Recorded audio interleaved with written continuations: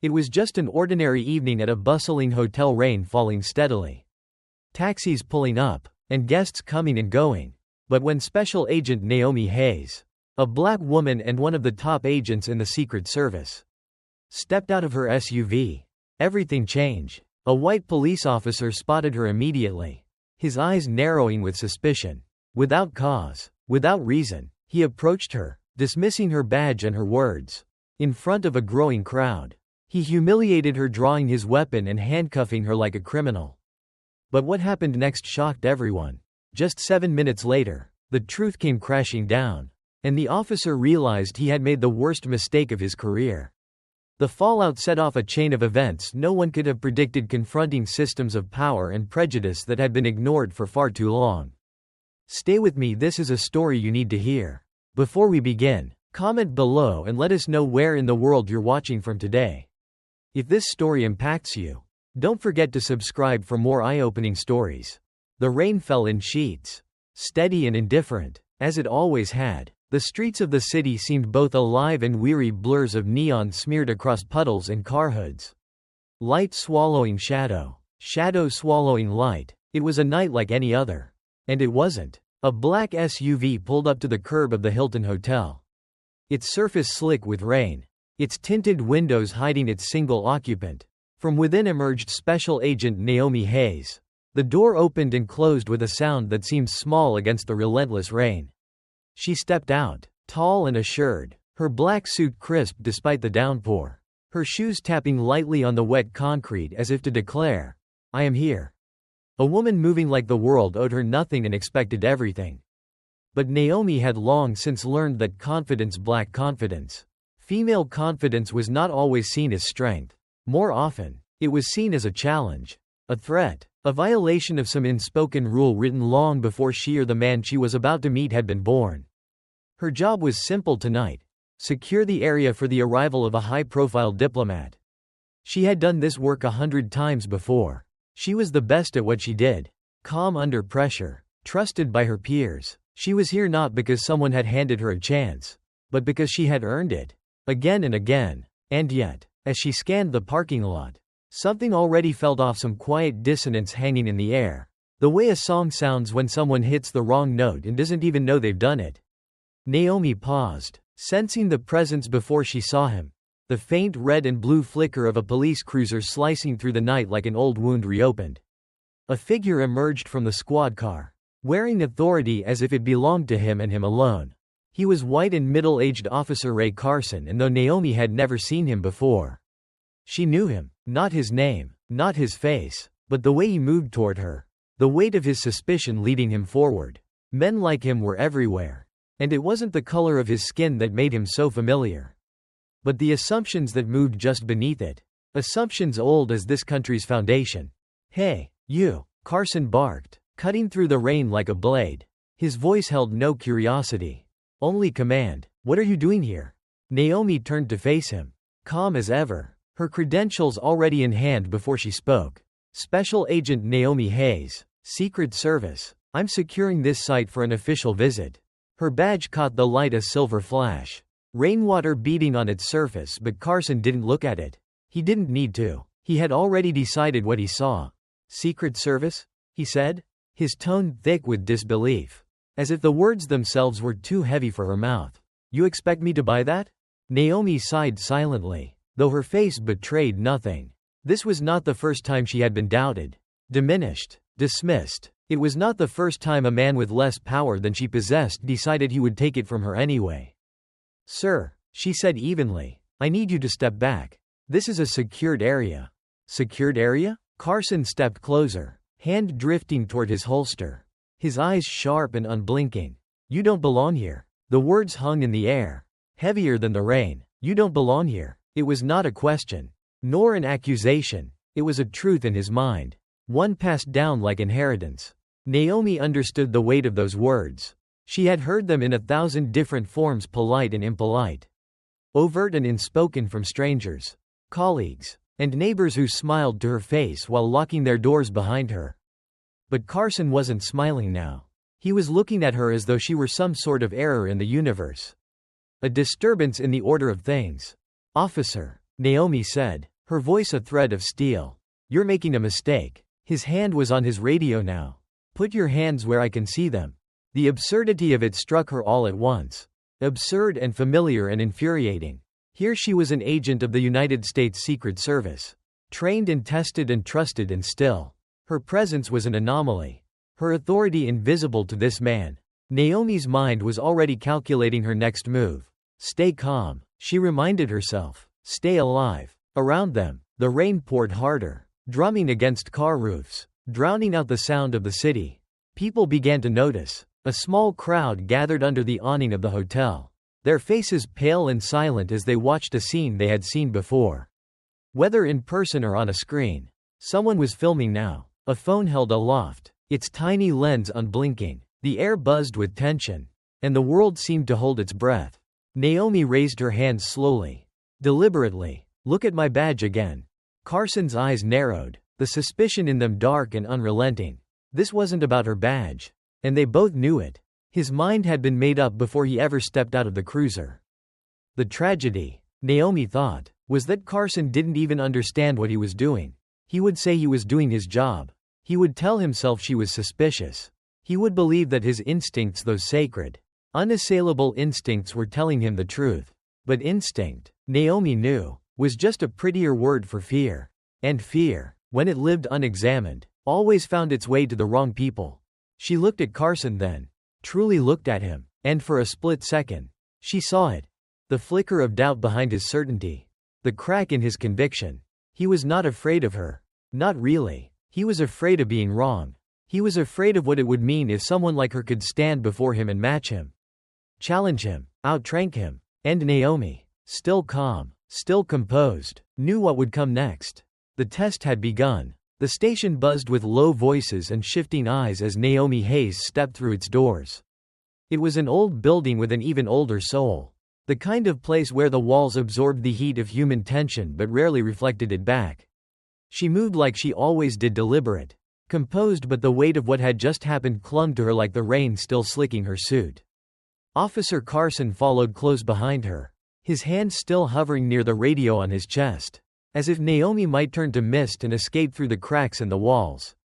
The officers at the desk looked up as they entered, first at Carson, then at Naomi, her hair damp but her shoulders squared, her calm only a shield against what she already knew was waiting. What's going on, Carson? A sergeant barked from across the room, his grizzled voice punctuated by the whir of an old ceiling fan. Carson puffed up, his chest and armor of self-righteousness. Caught her trespassing near the Hilton. Claims she's Secret Service. The sergeant's eyes flickered toward Naomi, the lines on his face deepening. For a moment, he said nothing, but there was something in his gaze, a wariness Naomi recognized.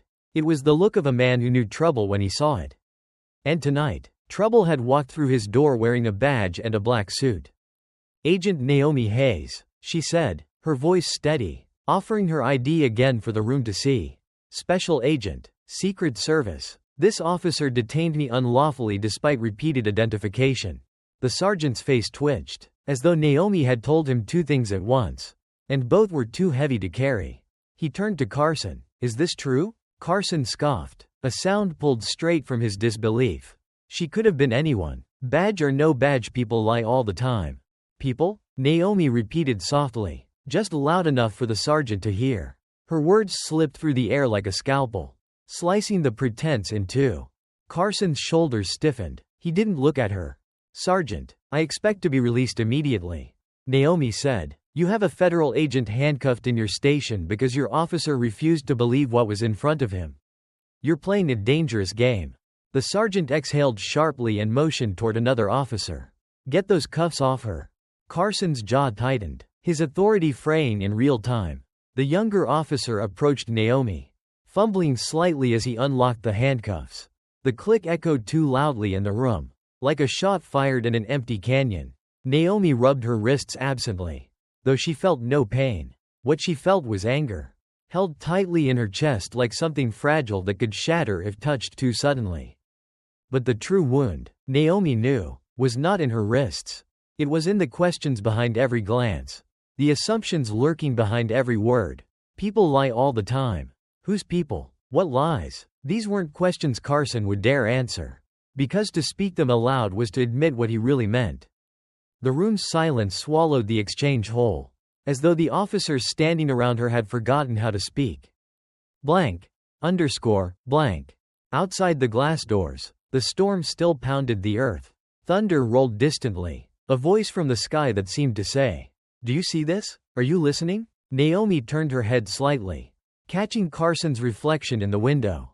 He was standing still now, hands at his sides, his face rigid with a mixture of anger and something else, something he didn't know how to name. What had just happened, what was still happening, was a dance Carson didn't know he was performing. It was the same dance his father had taught him, that his grandfather had taught before. And the tragedy was this: Carson couldn't see the steps, couldn't hear the music, but he moved to its rhythm just the same. Naomi turned to face him, her words low but clear. "I showed you my badge. I gave you my name. I did everything I was trained to do to de-escalate the situation. And still, you didn't believe me. Ask yourself why." Carson's mouth opened, his voice starting to rise in protest. But the sergeant held up a hand to silence him. "That's enough." The words fell like stones into a deep well. Naomi held Carson's gaze for a beat longer, a single thread of tension pulling between them. And then she stepped away. Blank. Naomi walked back into the rain, letting it streak her face and soak her clothes, carrying the weight of what had happened as she always did. She wasn't surprised by it. A black woman in America couldn't afford to be surprised. No, surprise belonged to men like Carson, men who believed in their own innocence even when their hands were full of guilt. She reached her car, the SUV still parked where she had left it. Her phone buzzed in her pocket. Naomi? It was her superior, Agent Ethan Brooks, his voice edged with worry. "I heard about what happened. You okay?" Naomi looked out into the rain, watching the drops streak down the windshield like veins splitting open. "I'm fine," she said, her voice even. Brooks sighed. "This isn't over. We're escalating it to internal affairs." "I know." There was a long silence. And then Brooks said softly, "I'm sorry this keeps happening."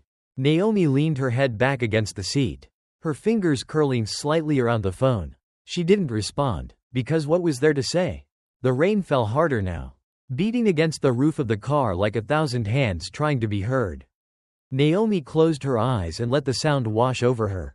Somewhere in America, 1,000 more doors were opening. Somewhere in America, someone else was holding their hands up, being questioned for what they were and not for what they did. And here she was, sitting alone in her car, wondering how many more storms would come before the ground beneath them finally cracked wide open. The morning after the storm, the city woke up the way it always did, too early and too loud. Traffic hummed like a heartbeat. Storefronts rolled open, and people poured into the streets, moving through the routines that made them feel as though life were predictable. But for Special Agent Naomi Hayes, there was nothing predictable about the quiet storm still raging in her mind. She sat at her desk in the Secret Service office, the glare of her computer screen glowing faintly in the gray morning light. Her inbox overflowed, incident reports, emails from Brooks, requests for her to recount what happened outside the Hilton, every word another reminder that her actions were now evidence of something she had not created but had been forced to endure. "You okay?" A voice broke through her thoughts. It was Ethan Brooks, her superior, his face lined with quiet concern. He stood in her doorway, his tall frame casting a shadow that felt both protective and heavy. Naomi looked up, her expression careful. "I'm fine. You're fine," he repeated, as though testing the words himself. He stepped into the room, leaning slightly against the edge of her desk. "IA is moving forward with the investigation into Carson. They've requested the footage. It's ugly." Naomi smirked faintly. "I didn't expect it to be beautiful." Brooks sighed, his hand running through his salt and pepper hair. "You handled it like a pro. But this..." He paused, looking for words. "This isn't just about Carson anymore. People are talking. Some of them aren't happy." "Happy?" Naomi echoed, her tone dry. "Since when has accountability been about happiness?"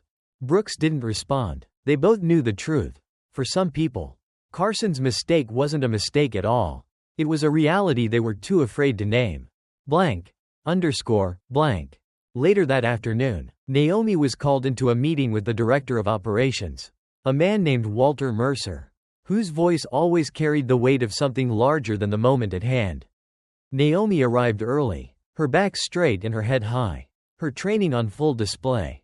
For her, dignity was not just a trait, it was her armor. Mercer's office was cavernous, bookshelves lined the walls, and a large mahogany desk separated him from the people who stood before him. Naomi had stood there many times, but today was different. "Agent Hayes," Mercer began, not looking up right away. "Take a seat." Naomi sat, her hands folded in her lap. Mercer finally looked at her, his eyes sharp and assessing. "We've reviewed the details of the incident," he said. "The footage makes it clear that you were treated with blatant disrespect. Possibly even criminal negligence. That's not in question." Naomi tilted her head slightly. "Waiting, but..." Mercer leaned back, his chair creaking faintly. "But we have to tread carefully here." "Carefully?" Mercer gestured vaguely, as if waving away the obvious. "You know how this goes. We push too hard on this, and people start asking whether we're attacking the police instead of holding one officer accountable. It becomes political." Naomi's jaw tightened, though her voice remained calm. "With all due respect, sir, this isn't about politics. It's about a man who ignored my badge, escalated a situation, and handcuffed a federal agent in front of a crowd. You call that political. I call it dangerous." Mercer's face remained impassive. "You're not wrong, Agent Hayes, but you need to understand the bigger picture." "I do," Naomi replied quietly. "That's why I'm here." For a long moment, the room fell silent. Mercer studied her, perhaps trying to decide whether her resolve was strength or insubordination. Finally, he nodded. "We'll let Ia proceed, but tread lightly. I don't want this turning into a circus."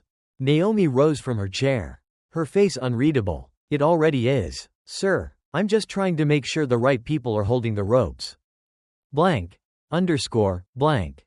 Outside the office, Naomi found herself walking down a long corridor, her heels clicking against the tile floor. The walls were lined with portraits of agents who had come before her, all men, all white, their eyes watching her like unspoken questions. "What are you doing here? How did you get this far?" Naomi stopped in front of a window and looked out at the city below. Somewhere out there, Carson was pacing his own room, angry and confused, asking himself why the world had turned against him. He would call her defiant. He would call her ungrateful. He would say that his badge meant something. What Carson could never admit, what men like him could never say out loud, was that his badge only meant something because people like Naomi had been forced to prove theirs over and over again. She remembered her father's voice, low and steady, from when she was just a girl. "The world will look at you, Naomi, and they will see what they want to see. Your job is to know the truth about yourself and never let them take it from you." Blank. Underscore, blank. That evening, Naomi stopped by a small coffee shop near her apartment. It was a place she loved, a quiet corner where no one asked who she was or what she did. She sat by the window with a cup of black coffee, the sound of jazz humming faintly from the speakers. Outside, a group of children splashed through puddles left by the storm. Their laughter rose into the night like a chorus of possibility. But then, a voice pulled her attention away. "Evening, Agent Hayes." Naomi turned and found Officer Raymond Carson standing just inside the door, rainwater dripping from his coat. His face was pale, the bravado from the night before replaced with something more fragile. Naomi didn't rise. She simply watched him, her expression calm. "Officer Carson." Carson hesitated before stepping closer. He looked out the window as if searching for something, anything, to anchor him. "I've been suspended," he said finally. "Ia is coming after me hard." "Good," Naomi replied evenly. Carson flinched, his hands twitching at his sides. "I didn't mean for it to get that far. You just didn't believe me." Naomi finished for him. Carson's eyes flashed, whether with anger or guilt. She couldn't tell. "I was doing my job." Naomi looked at him for a long moment, her voice soft but cutting when she finally spoke. "If that's what you call it, then maybe your job needs to change." Carson swallowed hard, his shoulders slumping ever so slightly. He opened his mouth to say something, but Naomi turned away, staring back out at the rain-slick streets. "You should go," she said. Carson stood there for a moment longer, his shadow stretching across the floor like something heavy and broken. Then, without another word, he turned and walked out into the night. Naomi took a sip of her coffee, the bitterness settling on her tongue. Outside, The children were still playing in the rain, their laughter cutting through the darkness. She wondered if they had any idea how soon the world would begin to tell them who they were supposed to be. And she wondered how many storms it would take before men like Carson learned to listen. There is a certain kind of silence, sharper than any noise, that arrives when a storm has been named but not yet weathered. Special Agent Naomi Hayes knew this silence well. It hummed beneath the surface of conversations, behind the questions people asked but didn't really want answered. It was the silence of doubt, discomfort, and fear, the same silence that had followed her all her life. That morning, as Naomi stepped into the federal building for her briefing, the world felt heavier than it had the day before. On the surface, nothing had changed. People were still sipping coffee, shuffling through hallways, staring into their screens as though the world outside could wait. But Naomi knew better. Her encounter with Officer Carson was no longer just a moment. It had become a story, one being whispered into corners where no one wanted to say the words race or bias too loudly. They preferred words like misunderstanding, as though a man's refusal to see the truth could be softened into something forgivable. Blank. Blank. The briefing room was packed when Naomi entered. Ethan Brooks, already seated at the far end, gave her a subtle nod. Director Mercer stood at the front of the room, arms crossed, his face carved from the stone of discomfort. Naomi sat down quietly as Mercer cleared his throat. "Let's address the elephant in the room," he began. Naomi heard the sighs around her, soft but unmistakable. The room was filled with men and women who claimed neutrality, who wrapped themselves in the illusion of fairness like it was armor. But Naomi had been in enough rooms like this to know the truth. Neutral only meant comfortable. Mercer's voice droned on, each word more carefully chosen than the last. He spoke of optics and restoring confidence, as though accountability were an inconvenience they would all endure together. Naomi sat still, listening, until Mercer looked directly at her. "Agent Hayes," he said, "you're here because of your professionalism and your ability to de-escalate a bad situation. But we need to be mindful of how this plays out. Officer Carson," he hesitated, "has been placed under formal investigation. But we cannot let this divide us from our partners in law enforcement." Naomi blinked once, slowly, absorbing the words. "Divide us?" Her voice, when she spoke, was calm but cold. "Director Mercer, I appreciate your concern, but this isn't about division. It's about accountability." The room fell silent, save for the soft hum of the air conditioner. Mercer's mouth tightened. "This department has to pick its battles. Agent Hayes." Naomi tilted her head slightly. "And what happens when we don't pick the right ones, sir?" Blank. Blank.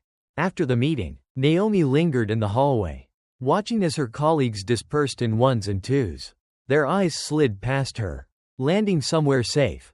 A clock on the wall. A doorway to another room. No one wanted to meet her gaze for too long. Brooks joined her, his face pulled tight with something Naomi couldn't yet name. "You spoke up," he said, though it wasn't a compliment or a criticism. It was a fact. Naomi crossed her arms. "Someone has to. You know what you're up against, don't you?" Brooks asked softly. She turned to face him. "Do you think I don't?" Brooks sighed and shook his head. "It's not just Carson anymore, Naomi. People are digging in. There are officers rallying behind him, saying he was just doing his job. Social media's a mess. Half the city thinks you're a hero. The other half thinks you're the problem." Naomi looked out the window. The gray clouds above the city darkening as though preparing for another storm. "Isn't that always how it goes?" she replied quietly. Blank. That afternoon, Naomi drove to a precinct across town to meet with internal affairs investigators. It was a building she'd been to before, same white walls, same heavy doors, but today it felt different. As she walked in, a group of officers near the entrance fell silent.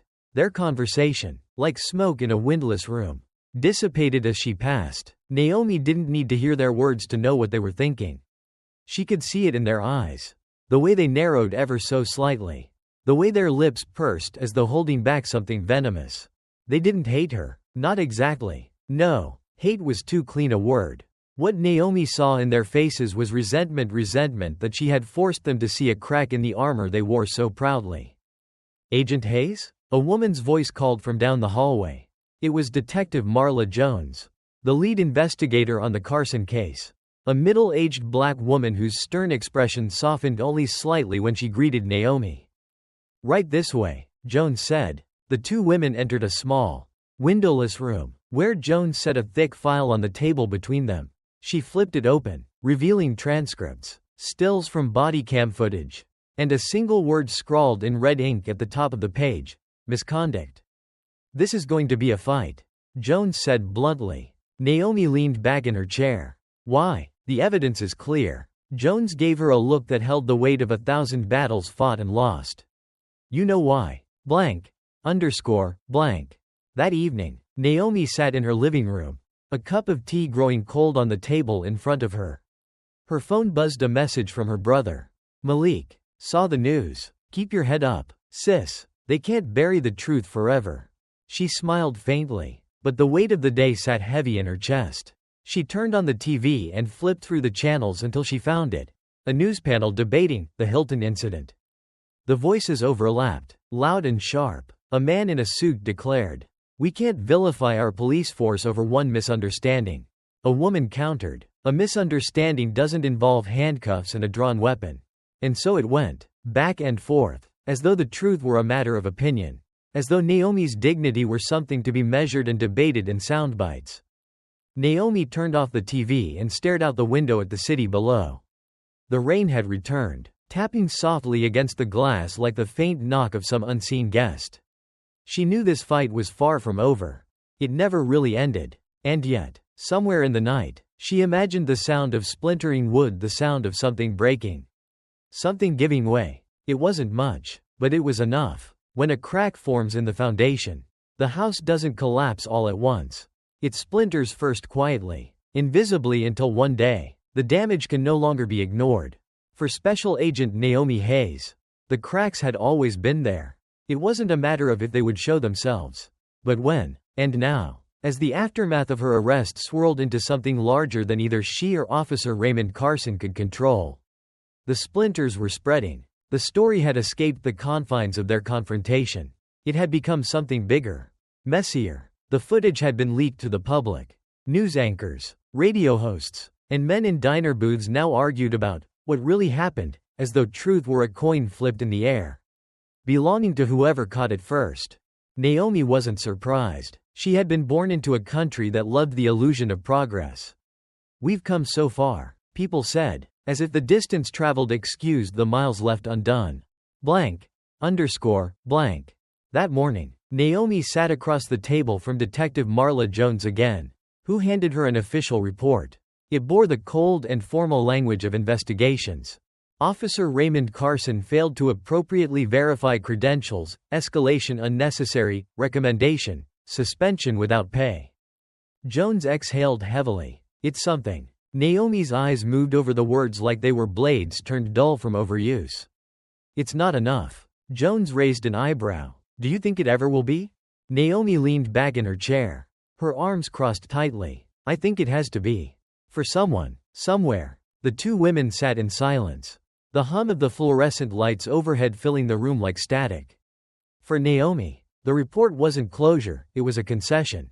Carson would disappear from his job for a time, his pride bruised but intact. In 6 months, or maybe a year, he would return to his uniform, and the city would forget because forgetting was easier than remembering. "They'll call this accountability," Naomi said finally, "but they'll never ask what comes after. How do you fix what's broken when no one wants to see the cracks?" Blank. Underscore, blank. Later that day, Naomi returned to her neighborhood, a place that still carried the weight of her childhood. It was a quiet street lined with rowhouses whose bricks seemed to sag beneath the burden of time. She passed familiar faces, some who nodded at her in quiet solidarity, others who stopped to speak. "Saw you on the news.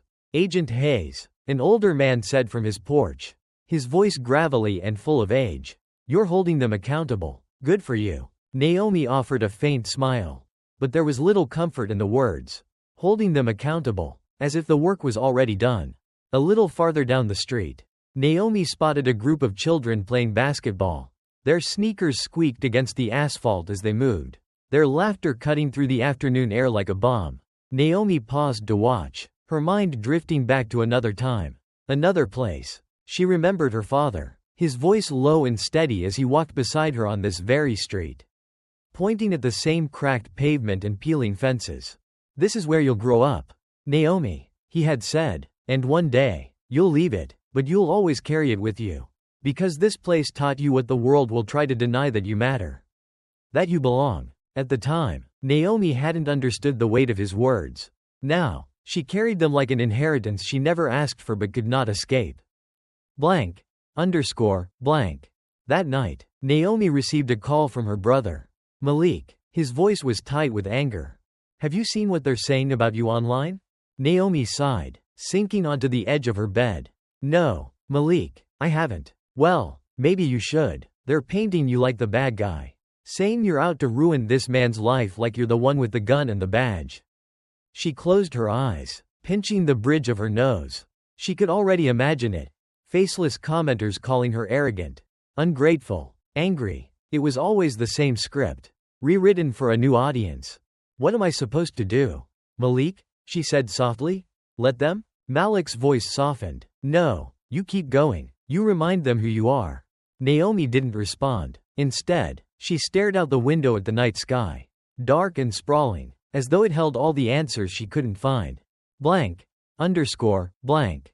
The following day, Naomi was invited to speak at a panel on law enforcement accountability. The room was packed: journalists, activists, off-duty officers, and community leaders, all crammed together in the name of progress. Naomi sat on stage, her back straight, her face composed. A man in a crisp gray suit introduced the panel. He spoke of fairness and difficult conversations, and how we all want the same thing.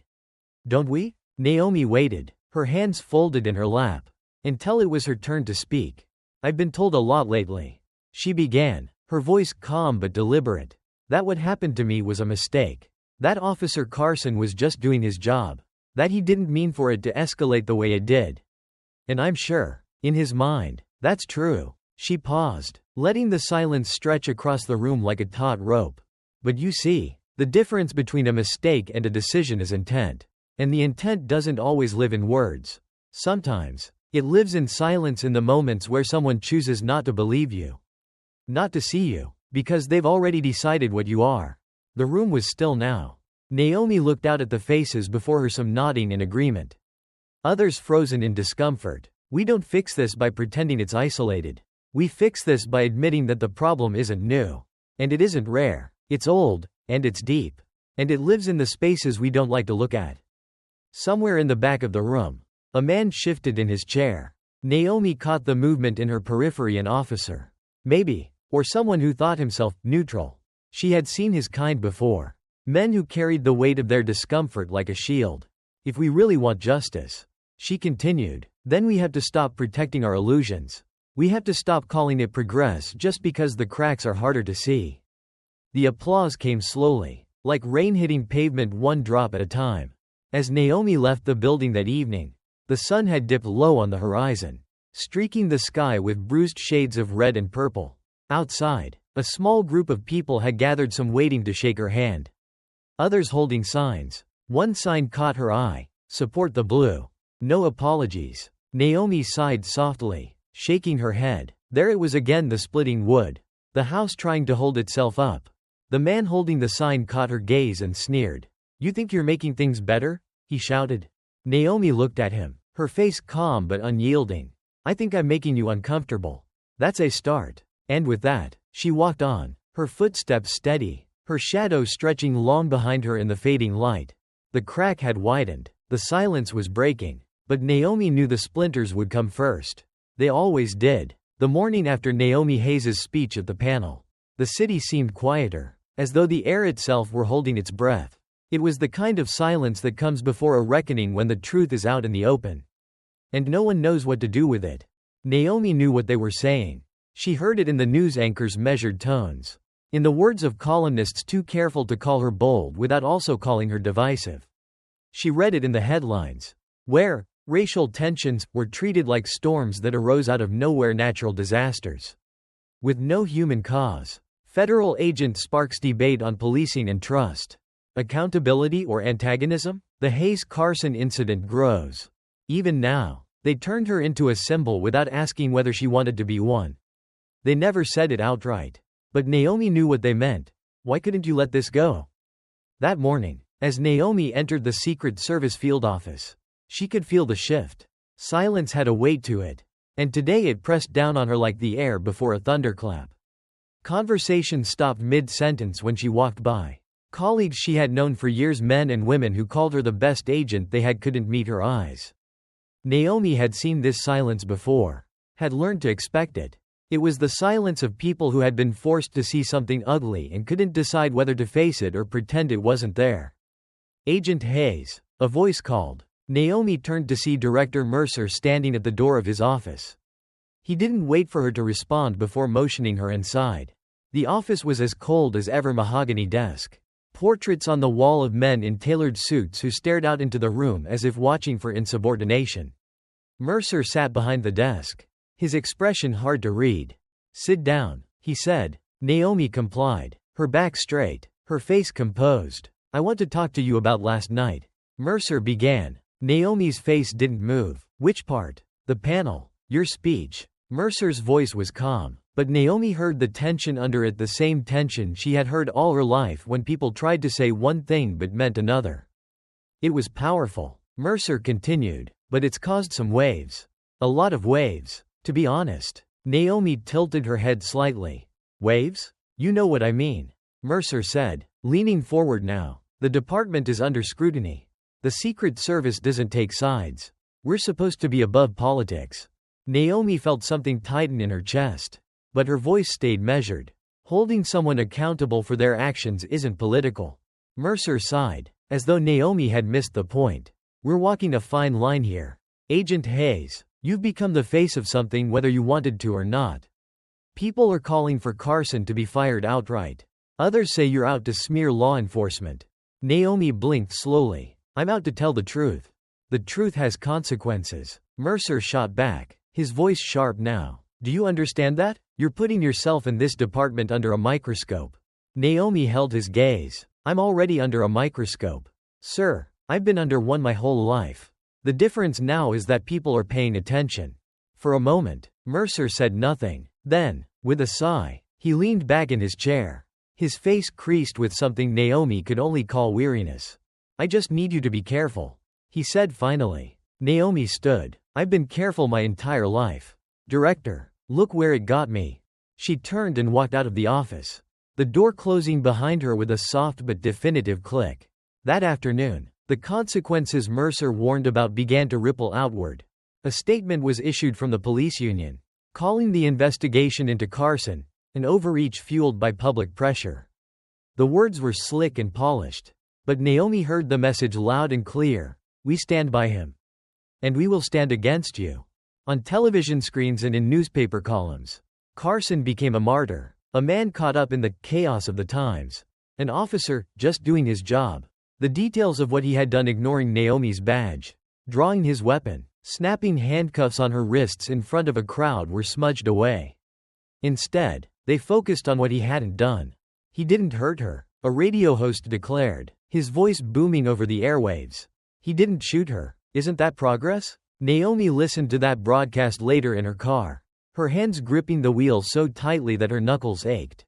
"Isn't that progress?" The question echoed in her mind. Bitter and absurd. What does it mean, she wondered, when progress is measured by the absence of brutality rather than the presence of justice? That night, Naomi walked home through her neighborhood. The air was heavy and still, the city caught in the lull between storms. As she passed a corner store, she heard voices, young men, gathered under a flickering streetlight. "She's the one who called out that cop," one of them said, his voice half admiration, half curiosity. Another chimed in, louder, "They'll never change. Why even bother?" Naomi paused, her steps faltering, and looked at the group. For a moment, they stared back at her. "It's not about them," Naomi said quietly, her voice carrying in the night air. "It's about us." The group fell silent. One of the young men, no older than 20, met her gaze with something unspoken but heavy. "You think we can win?" he asked. Naomi thought of her father, of his words on the cracked pavement of this same street. "We don't win," she said softly. "We endure. And in enduring, we change the game." When Naomi reached her apartment, she stood at the window and looked out over the city. The lights below seemed endless, spilling across streets and buildings like constellations brought down to earth. She thought of the young men on the corner. She thought of Mercer in his office, trying to smooth over cracks that would never be repaired with silence. And she thought of Carson, pacing in his home, his anger now aimed at a world he no longer recognized. Somewhere out there, the system was holding its breath, hoping this moment would pass like all the others. But Naomi knew better. The reckoning was slow, like wood splintering under pressure. It hadn't broken yet, but it would. It was a gray morning, the kind where the sun fought to break through but never quite won. Naomi Hayes sat on her balcony, staring out at the city she'd known her whole life. Its streets were busy, its people moving as though the world were spinning exactly as it should. And maybe, for most of them, it was. But for Naomi, the silence was growing louder. In the days since her name became a headline, her face a symbol, the lines had been drawn sharper than ever. She could feel it wherever she went, in the stares of strangers at the grocery store, in the conversations that stopped just as she entered a room. Even here, in the place where she lived, she could feel herself becoming smaller, reduced to an image others decided she represented. Naomi had never sought the weight of that kind of visibility. She was not a hero, not a martyr, not the villain in Carson's carefully rewritten story. She was just a woman who had been forced to stand still in the face of a man's disbelief, a man's refusal to see what was right in front of him. And yet, the country had turned her moment of humiliation into something for them to debate. Like lawyers arguing a case where no one really wanted to win, only to be proven right. That morning, Naomi walked into the field office to find a new kind of tension. The usual silence, thick and familiar, had changed. This silence carried teeth. "Morning, Agent Hayes," one officer said as she passed. The words flat, performative. Naomi glanced at him, but his face gave nothing away. She turned the corner into the briefing room and paused. On the table in the center sat a newspaper, its front page folded neatly but its headline visible. "Law enforcement under siege. Where do we draw the line?" The photo beneath the headline was Naomi herself standing in front of a microphone. Her face steady, her eyes fierce. Someone had circled her image in red pen. It sat there, silent but loud, as though daring her to react. Naomi picked up the paper, holding it in her hands for a long moment. Then she folded it carefully, set it back on the table, and took her seat. "Anything I need to know?" she asked Brooks when he entered moments later. He hesitated, his eyes flicking to the paper, then back to her. "You're not going to like it." Naomi raised an eyebrow. "That's not news." Brooks sighed and handed her a folder. Inside were statements, official ones. The police union had escalated its defense of Carson. They called for his swift reinstatement, claiming his suspension was the result of political pressure, not misconduct. Naomi's hands gripped the folder tighter. Political pressure. Brooks leaned against the desk, watching her. "They're trying to make it about the system being under attack, not about what Carson did." "Of course they are," Naomi said quietly, her voice sharp with frustration. "They're trying to make me the problem, not the truth." Brooks didn't argue. He knew better. That evening, Naomi received an unexpected call. "Agent Hayes?" She recognized the voice instantly. Raymond Carson. She stiffened, her fingers tightening around the phone. "Why are you calling me?" she asked, her voice cold. There was silence on the other end, broken only by the faint sound of Carson breathing. When he finally spoke, his voice was quieter than she'd ever heard it. "I wanted to say I was sorry." Naomi froze, caught between disbelief and anger. "You're sorry," she said, each word measured. "And what do you think that changes?" "Officer Carson?" Carson exhaled heavily. "Nothing, I guess. I didn't see it then. What I did, what I thought, I didn't." "You didn't what?" Naomi cut in, her voice sharper now. "You didn't think someone like me could be who I said I was? You didn't believe that I belonged there?" Carson was silent. Naomi could feel him wrestling with his words. But she didn't want them. She didn't need them. "You don't get to put this on me," she continued. "You don't get to find comfort in an apology because you think it lets you off the hook.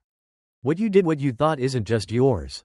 It's bigger than you." Carson's voice cracked slightly when he spoke again. "I'm trying to understand. I swear, I am." Naomi closed her eyes, forcing herself to breathe. "Understanding isn't something you earn with words. Carson, It's something you fight for with actions. She ended the call before he could respond. Naomi sat in the quiet of her apartment, staring at the phone as though it might say something back to her. But there was no answer waiting for her here. Only questions that had lingered in the air for far longer than Carson had been alive. 2 days later, Naomi stood in front of a group of Secret Service trainees. All of them young, eager, and hopeful. She looked out at their faces, at the way they sat up straight when she entered the room, and wondered what they saw when they looked at her. "I'm here to talk about authority," Naomi began, her voice steady. "Not just the authority you carry in your badge, but the authority you carry in yourself." The room was silent, waiting. "The truth is, not everyone will believe you when you show them who you are," she continued. "Some will see your uniform and still see nothing but doubt. Some will look at your face, at your skin, and decide what you're capable of before you ever open your mouth. That's the truth of the world you're stepping into." She let the words settle, her gaze steady. "Your job," she said, "is to hold your ground anyway. To know who you are so well that no one else's doubt can shake it. Because when you wear this badge, the weight you carry isn't just yours, it's everyone who came before you. Everyone who fought for you to stand here." The room erupted into applause. Though Naomi barely heard it, she stepped back from the podium, her heart pounding with a quiet, steady rhythm. It wasn't the speech they'd expected, but it was the one they needed. Later that evening, Naomi walked through the city streets, the lights of shop windows reflecting off the damp pavement. She passed couples holding hands, children chasing each other, old men arguing over chess in the park. It struck her, as it always did, how much of life seemed to move on even when the world felt like it was splitting open. The distance between people was so small, and yet, somehow, it felt impossible to bridge. Naomi stopped and leaned against a lamppost, looking up at the night sky wide and endless, full of stars she couldn't quite see through the glow of the city. In that moment, she thought of her father again, of his words all those years ago. "It's not enough to survive, Naomi. You've got to make the world see you." And as the night settled around her, she wondered whether that was the real battle after all, to take up space in a world that would rather you disappear. The cracks in the foundation were growing. Naomi could feel it. The question was, who would be brave enough to look at them before the house came down? The city, on the surface, appeared unchanged, its streets still alive with motion, its buildings still reaching upward like hands begging for salvation. But beneath it all, something had shifted. It was in the murmurs of people who stood in grocery lines, in the faces that glanced just a little longer at strangers passing by, and in the silence that now followed Naomi Hayes wherever she walked. She had become a symbol, unwilling, but necessary. Her name had been spoken on news broadcasts, debated in boardrooms, whispered in precincts. Officer Carson had been suspended indefinitely. His case escalated to review committees. But to some, his punishment was a scandal. To others, it wasn't enough. Naomi sat at her kitchen table early that morning, the day's first light sliding through the blinds like cautious fingers. A steaming cup of coffee sat beside her, forgotten, as her phone buzzed with messages, reporters asking for interviews, former colleagues offering guarded support, strangers demanding to know why she hadn't let it go. The day's confrontation began where she least expected it, on the steps of her apartment building. As Naomi descended, dressed in her black suit and coat, she saw him, Raymond Carson. He stood at the bottom of the steps, his hands stuffed into his pockets, his eyes shadowed with something Naomi could not yet name, whether it was regret or indignation. She wasn't sure. "Agent Hayes," Carson said, his voice raw, as though the words had been clawed out of him. Naomi paused halfway down the steps. For a moment, they stood there, two figures caught in the morning quiet, the only sound the distant hum of the city waking up. "What are you doing here?" Naomi asked, her tone calm but sharp. Carson looked down at his shoes before speaking. "I don't know. I thought," he faltered, lifting his gaze to meet hers. "I thought you should hear it from me.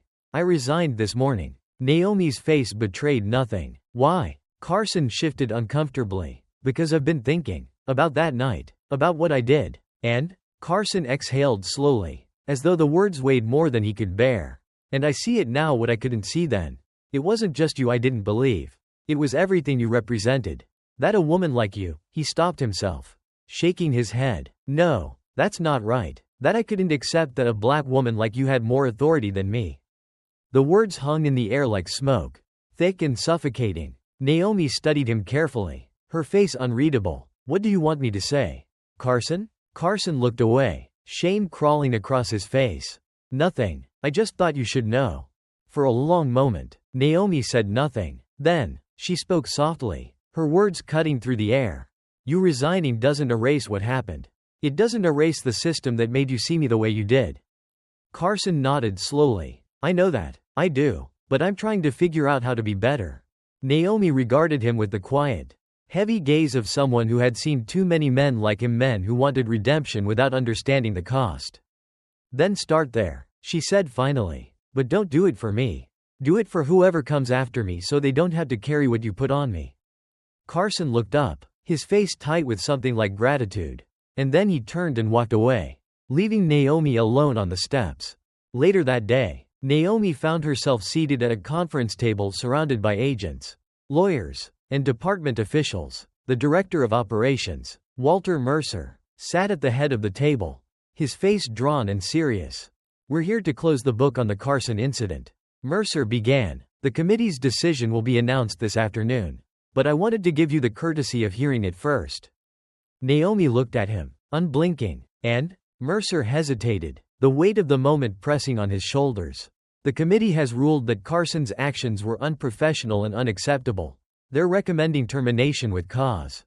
The room fell silent. Naomi felt the words settle in her chest, though they brought her no relief. Termination. It was the consequence Carson deserved. But it wasn't victory, because the problem wasn't just Carson. It was the air that fed him, the system that made men like him feel untouchable. "I understand this has been a difficult process," Mercer added, as though the difficulty belonged to him. Naomi's voice was low but firm. "The process is only difficult because people refuse to face the truth." Mercer said nothing. There was nothing he could say. That evening, Naomi sat on the edge of a stage in a small community hall, speaking to a crowd that had gathered to hear her. These were not politicians or journalists, they were neighbors, teachers, students, people who lived in the shadows cast by systems that refused to see them. Naomi looked out at the crowd, her voice carrying through the room. "The truth is, what happened to me isn't new. It isn't rare, and it isn't about one man, or one night, or one decision. It's about a sickness we've learned to live with because no one wants to call it what it is." The room was silent, but the silence was alive, it was listening. "People ask me all the time why I didn't just let it go. Why I didn't accept Carson's apology and move on. But the truth is, I couldn't. Because the next time it happens, and it will happen, it might not end with words or handcuffs. It might end with someone dead. And that's the cost of silence." A murmur moved through the crowd, soft and heavy. Naomi looked at the faces before her, tired, hopeful, angry. She saw her father's face among them.